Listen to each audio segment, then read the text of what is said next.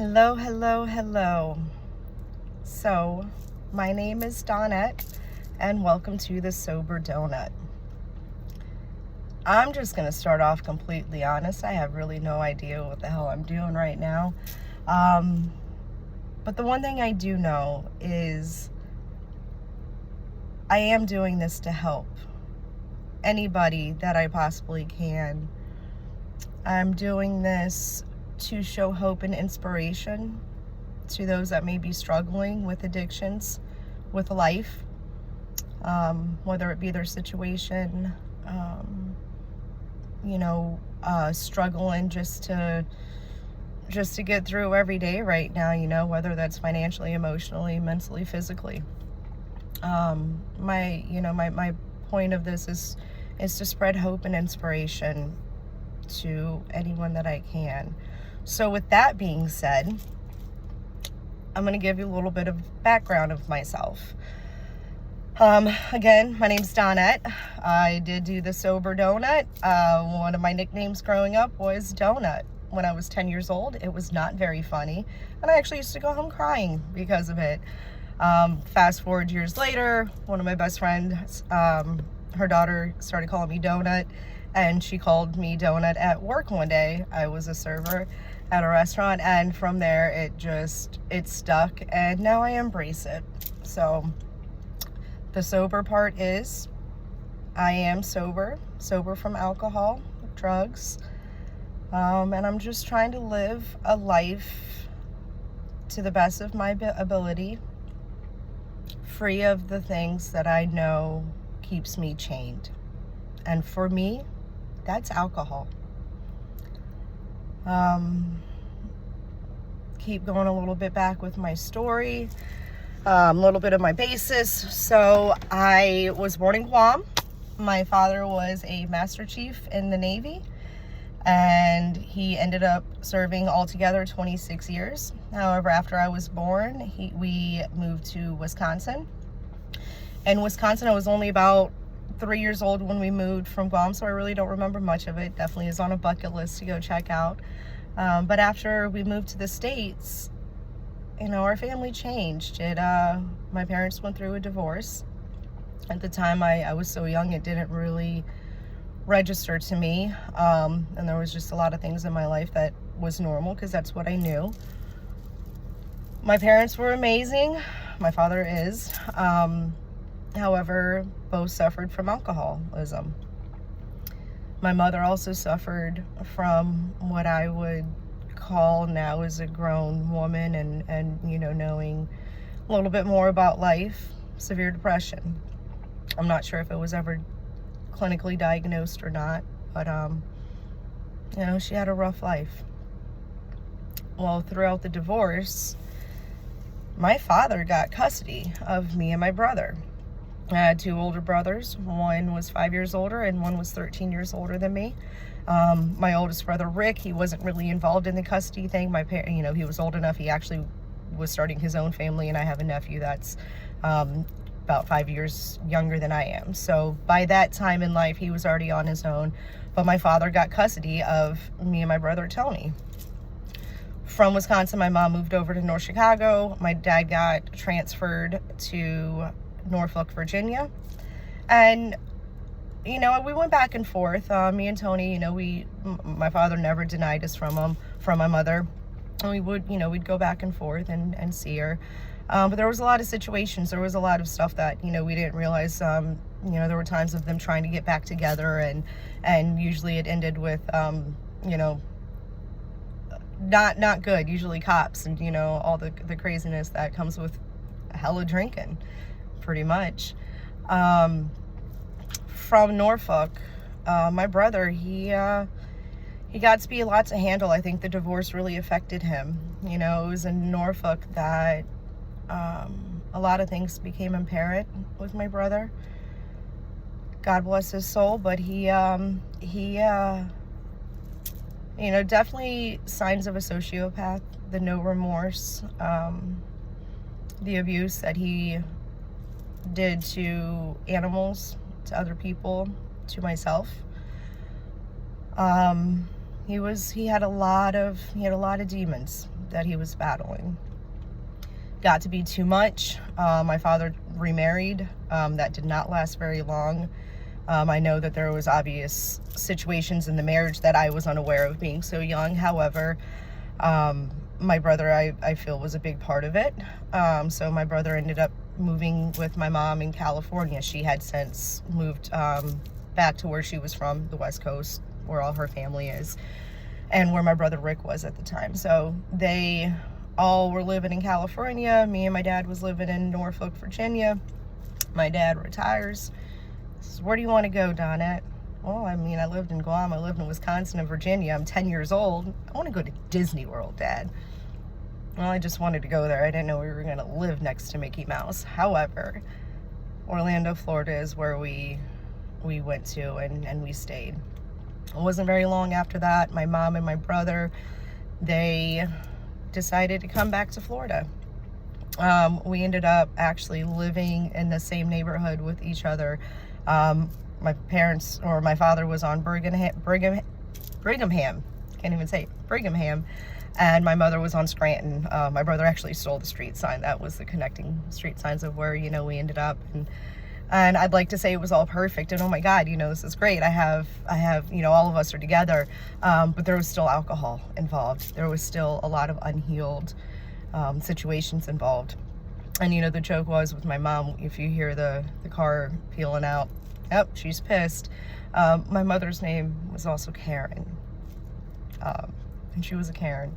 Really wasn't to me, but the name sometimes holds true, but she was also one of the strongest women I've ever known. Get into that a little bit later.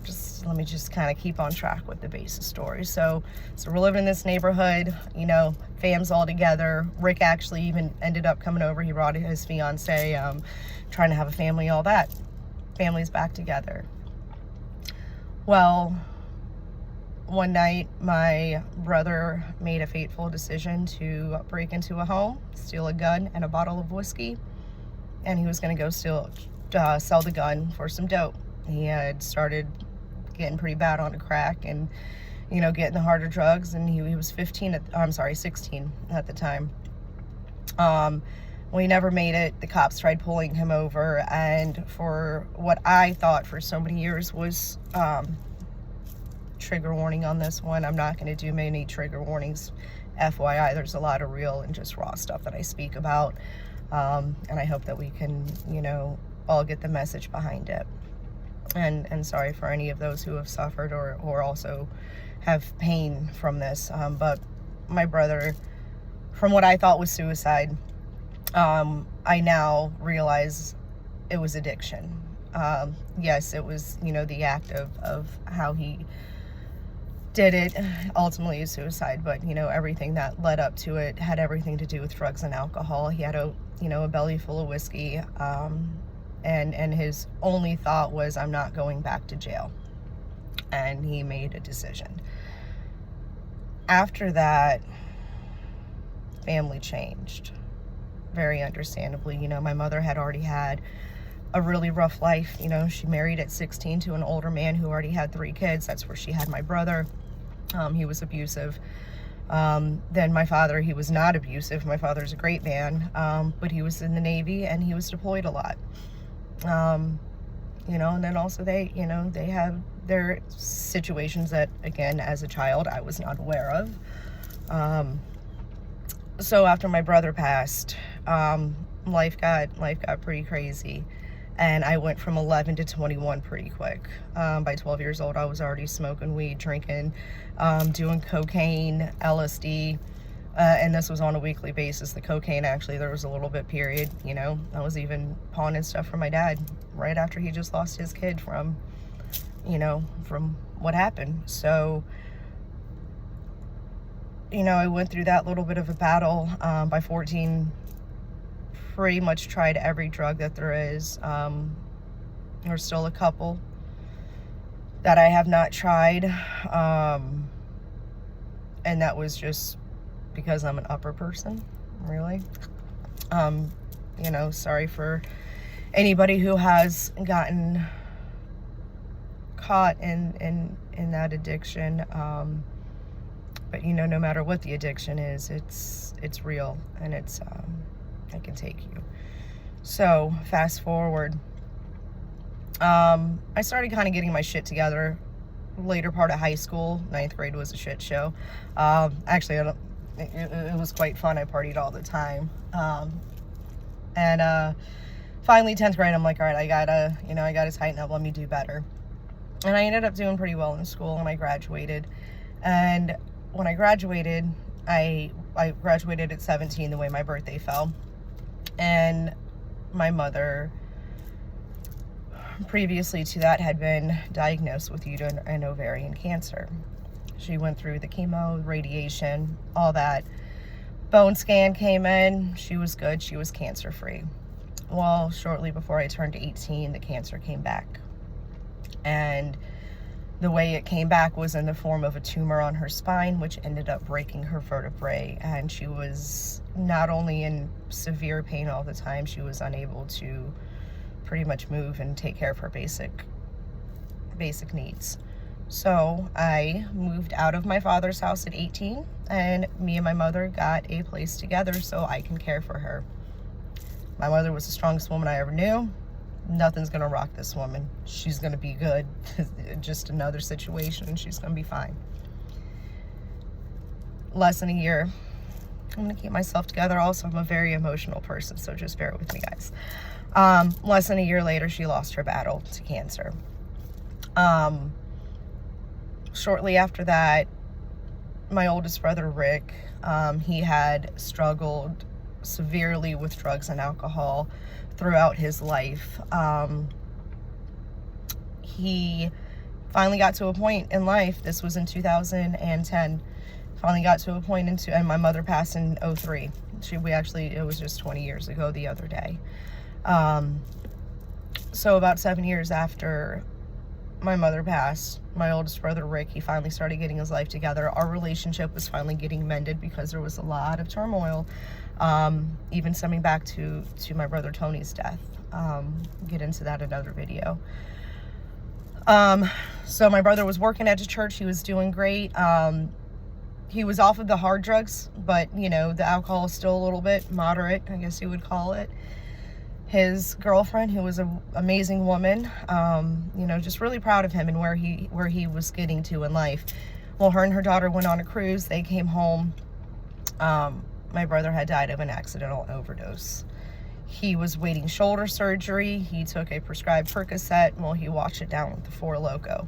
Anybody who knows what a Four Loko is, years ago they got pulled off the shelf because of the caffeine and cardiovascular issues. And after so many years of abusing his body, a Percocet and a Four Loko stopped my brother. So now there was a family of 5, and there's me and my father. Rewind some of that. About a year after my mom passed, I ended up getting pregnant. It was pregnancy you tried for.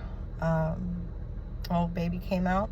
I have a beautiful boy named Destin. He is now 18 years old. Still beautiful as ever.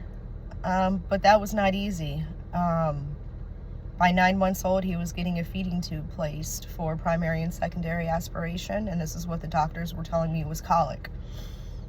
After his feeding tube, and a Nissen fundoplication where they had to go in and literally turn his stomach around to stop the aspiration from coming up because it was getting into his lungs. So he had a feeding tube, Nissen fundoplication at 9 months old. At 1 year old, he had his second MRI because he had microcephaly, which is a little tiny head, and the second MRI showed that he has what is called pachygyria. I'm sure you haven't heard of it. Doctors have to Google it too. Pachygyria is about a 1 in 108,000 rare genetic malformation of the brain. They told me when he was a year old that he is going to be moderately to severely mentally retarded. He may walk, he may talk. There is really no clear prognosis to this because it affects every person differently and the parts of their brain differently. And also it's so rare, only about 1,000 people in this country are affected with it. with all that being said, I was 20 years old. Actually, I'm sorry, 21 by this time. I thought I was grown. I thought I was, going great. But now looking back at young 21-year-old me, I don't know how I went through it. I don't know how I did it, but I did it because I had to and I wanted to, and that was my son. I did not do it perfectly. Throughout that time, I had a little period where I got in trouble with the law. Every one of them was a result of me being very intoxicated. And apparently I take after my mother when I drink, and I'm 10 feet tall, and not saying that is every time, but there's a person that comes out of me when I drink. And if I get triggered or offended or whatever it is at that moment that I feel like I need to lash out, it comes out with no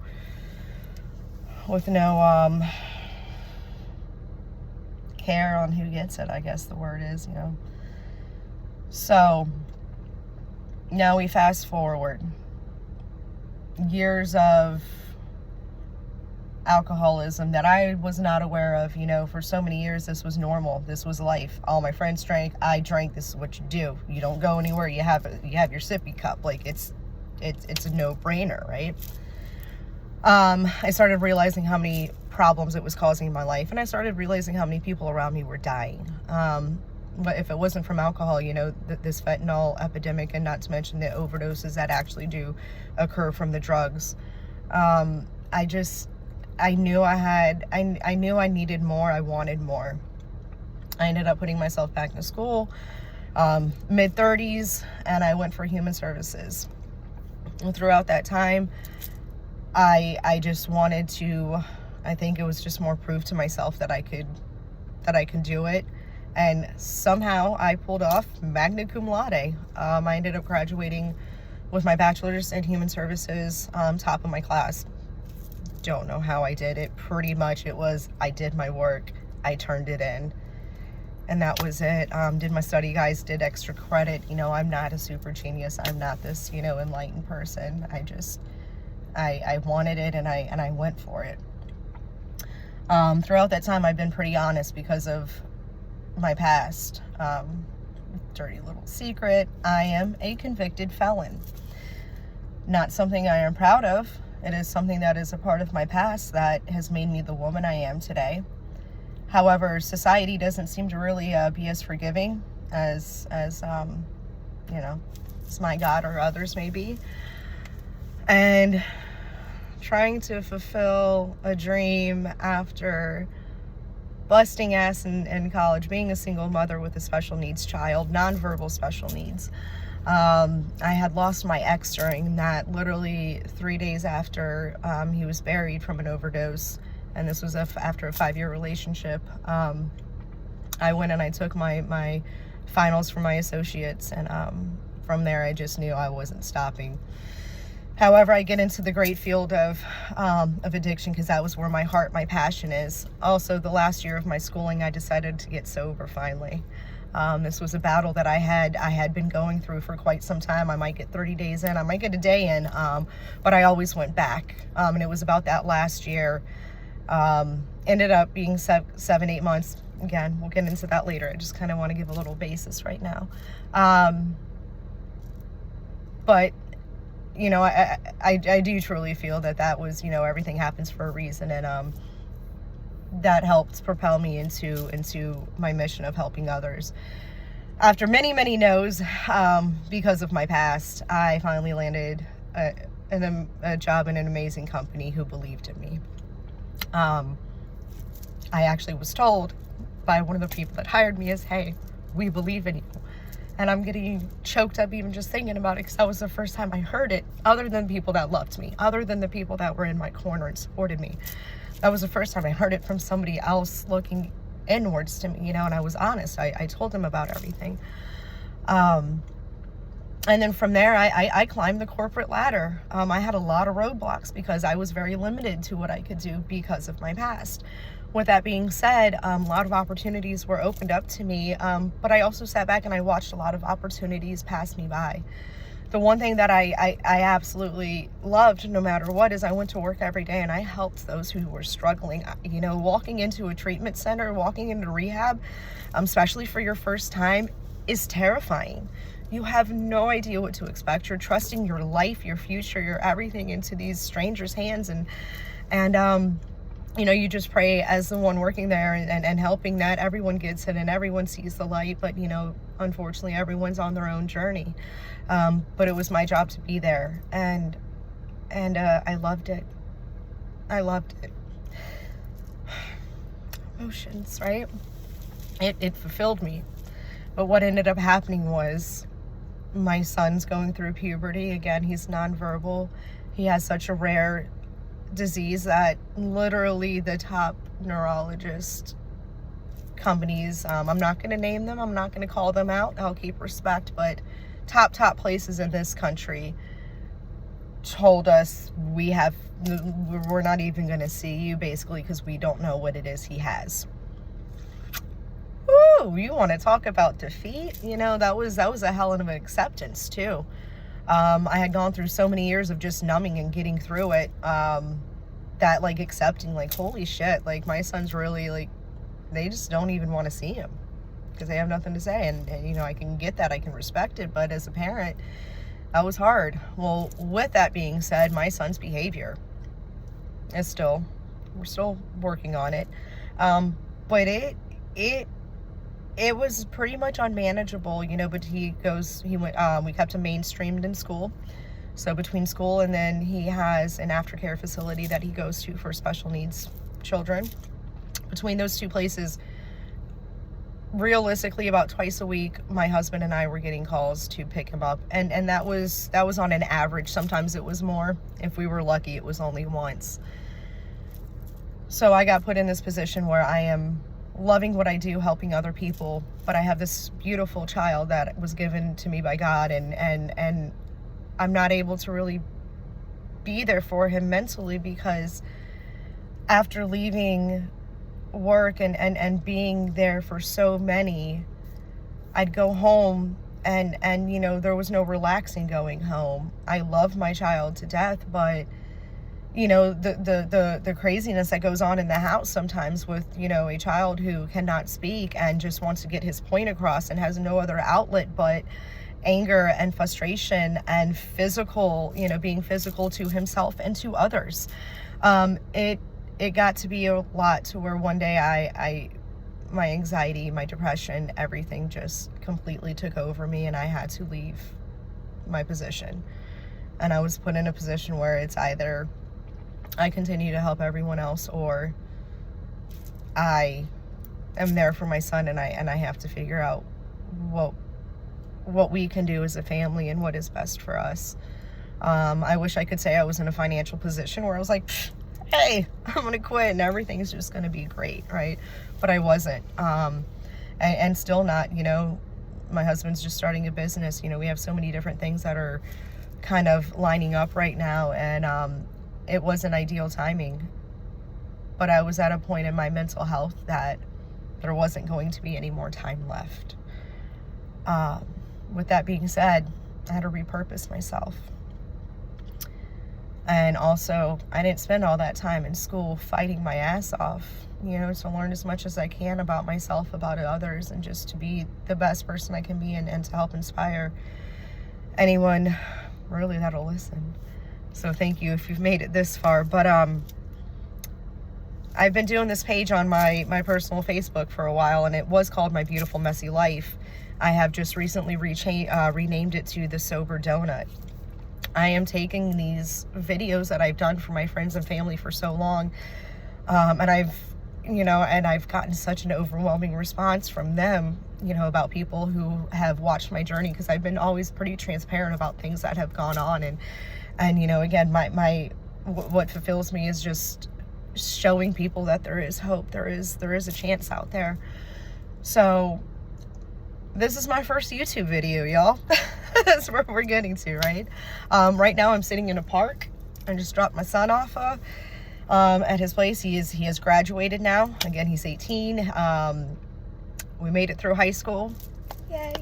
But, you know, he woke up at 6 o'clock this morning, and for about 3 hours, it was just fierce, kind of wartime. It's sometimes what I call it in the house, you know. You know, trying to get him to de-escalate and to calm down is very difficult and next to impossible. There are things that has been able to help us, but either way, you know, I'm sitting here at a park right now doing a video. I have no idea where this is going to go in life. I have ideas of where I want it to, but more will come from me. Stay tuned, stay patient. But I'm definitely going to get some more stuff out there. I wanted to give a little bit of basis of who I am and where I'm coming from. I am a recovering alcoholic. I'm a mother. I'm a wife. I have had a lot of loss in my life directly due to this disease. And I think where this was all became apparent to me on the gravity of my life is I actually finally went to therapy after losing my ex. First time after all the loss, and, you know, finally I was like, all right, I need help. And there was an intern that was in the office, and I understood that at the time because I was actually about at the end going into my internship shortly. It was about a year still left to go, but they just got through the basic questions. Tell me about, you know, do you have kids, your parents, and siblings? After the siblings, well, with the story previously, my therapist slid the chair over, and he looks at the intern. He goes, do you mind if I take this over? I'm like, okay, time to call in the professional, right? Welcome to my life. So sorry, I keep looking at this car. Trust issues. But after he slides over, and I'm like, all right, you know, hey, you know, welcome to my life.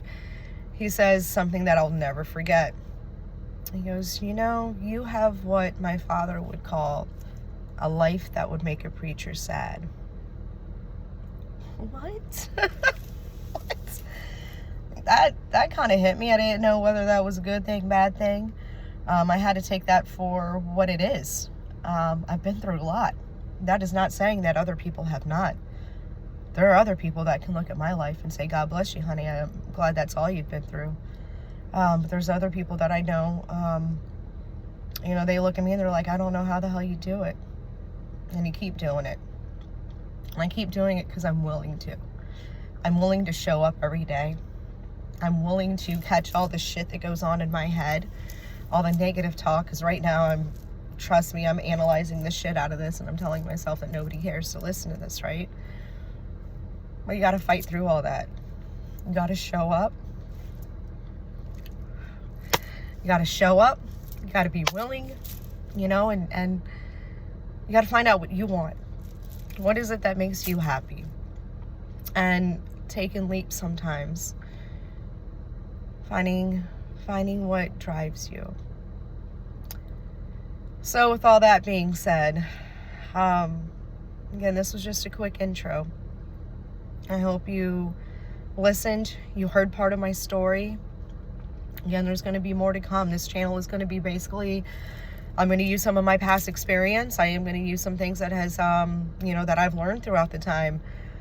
I don't want this to be a place to where people feel like they can't be themselves. You know, I want to hear your story. I want to hear your journey. What brought you to look into the Sober Donut, you know? There's got to be something that drew you to this point. Let me hear your story. I do have a website up. You can email me at donette@thesoberdonut.com. I will put it down in the comments. Or the post. I don't know. I've never even posted a video. I don't know what the hell I'm doing, guys.